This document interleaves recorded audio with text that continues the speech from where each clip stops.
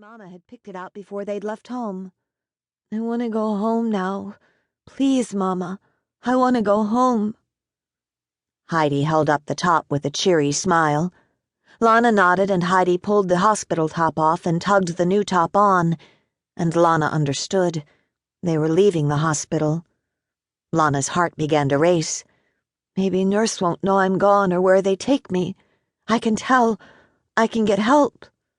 Then she looked up and her heart sank. Nurse was still there, standing at the window.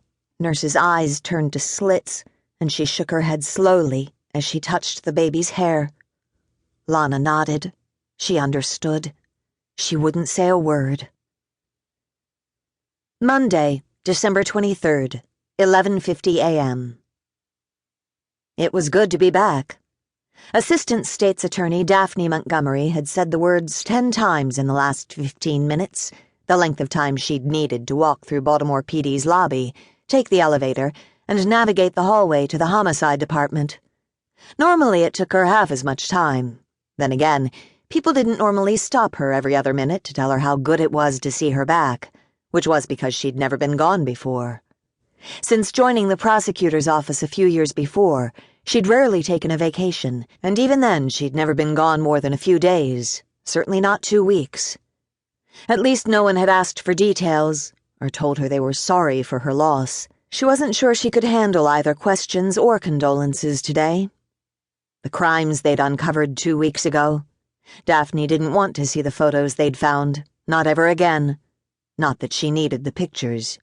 She could see every one of the victims' faces in her mind, frightened, alone, in pain, murdered and buried haphazardly behind a cabin in the West Virginia mountains, 24 unmarked graves. I'm so sorry. And then there was the one body the killer had buried but not photographed. But she didn't need his picture either. Her own father's face was forever etched in her memory. She grieved his death, her mother's broken heart. She grieved for the lives the 3 of them should have lived. I'm sorry, Daddy. But she hadn't been to blame. She'd been a child, a victim herself. She knew that, knew it in her head anyway. It was her damn heart that was having a hard time keeping up. Daphne, are you okay? She blinked, realizing she stood at the double doors to the homicide department. Her hand tightened into a death grip on the door handle.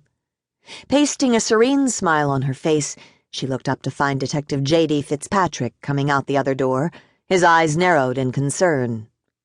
I'm fine. More than a colleague, J.D. was a friend, one who knew her well enough to know she was lying through her teeth, but who cared enough not to call her on it. How are Lucy and the baby? She asked, changing the subject, and he grinned, his happiness infectious. Both doing great. We wish the baby would sleep a little more, but otherwise he's perfect. Her smile was real this time. Trust me, he'll be a teenager, sleep until noon before you know it. Seems like just yesterday Ford was a newborn. Her son was 20 now, and alive. She couldn't let herself think about how close she'd come to losing him. Jeremiah's already growing too fast as it is. Don't make him a teenager yet, please. He checked his watch with an apologetic wince. I have to run. They're letting Stevie out of the hospital today, and I'm taking her home. Daphne's heart lightened. Oh, I'm so glad.